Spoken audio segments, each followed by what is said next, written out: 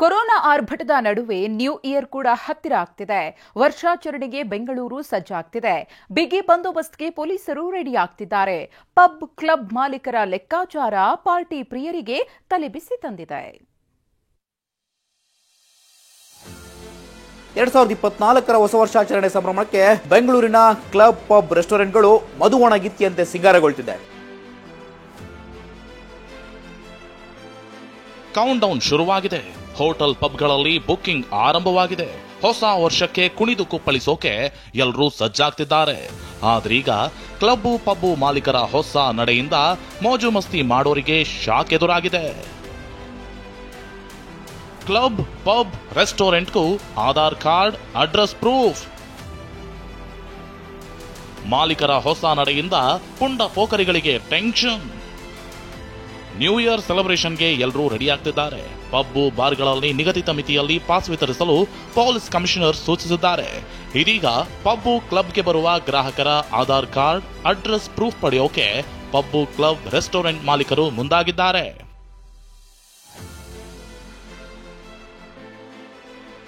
Full tight ಆದವರಿಗೆ ಪಬ್ನಿಂದಲೇ ಮನೆಗೆ drop.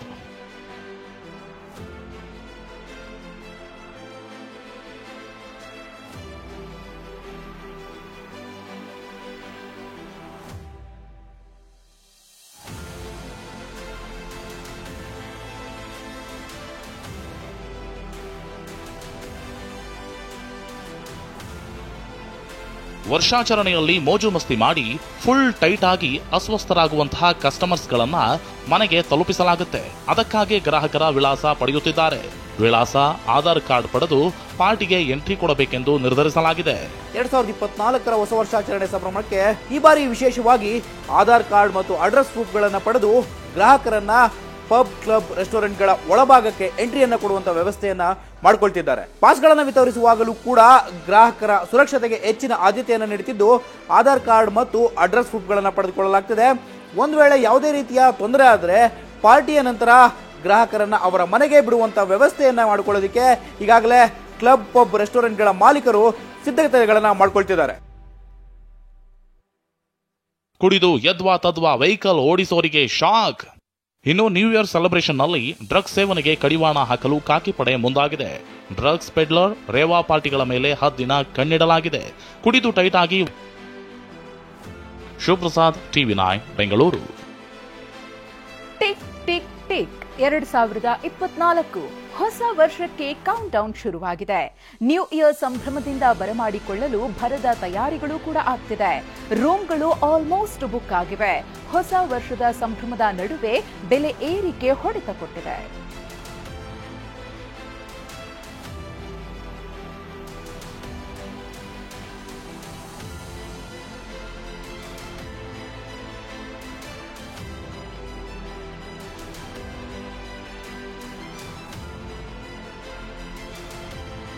New year ಅನ್ನ ಅದ್ಧೂರಿಯಾಗಿ ವೆಲ್ಕಮ್ ಮಾಡಲು ಸಿಟಿ ಮಂದಿ ಸಜ್ಜಾಗಿದ್ದಾರೆ. ಅದರಂತೆ ಪಬ್ ಬಾರ್ಗಳಲ್ಲೂ ಭರದ ಸಿದ್ಧತೆ ನಡೀತಿದೆ.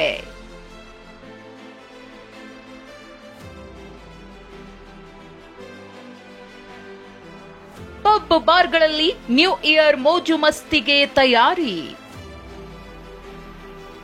ರಾತ್ರಿ 1 ಗಂಟೆಯವರೆಗೂ ಮಾತ್ರ ಹೂಲ್ ಪಾರ್ಟಿಗೆ ಅನುಮತಿ.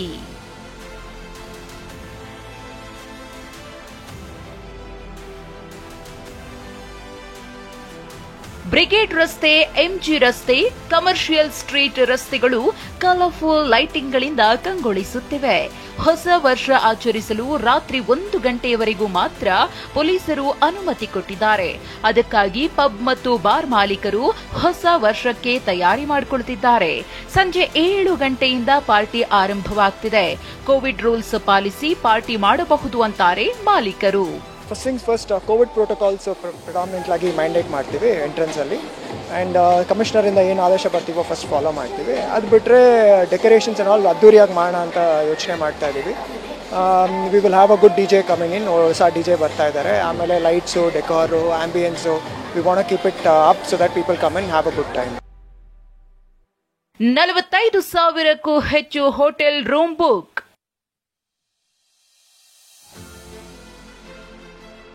ಇನ್ನು ವರ್ಷಾಚರಣೆ ಅಂಗವಾಗಿ ಬೆಂಗಳೂರಿನಲ್ಲೇ 45,000ಕ್ಕೂ ಹೆಚ್ಚು ರೂಮ್ಸ್ ಬುಕಿಂಗ್ ಆಗಿದೆ. ಎಲ್ಲಾ ಸ್ಟಾರ್ ಹೋಟೆಲ್ಗಳು ಸೇರಿದಂತೆ ರೆಸಾರ್ಟ್, ಹೋಮ್ ಸ್ಟೇಗಳು ಭರ್ತಿಯಾಗಿವೆ.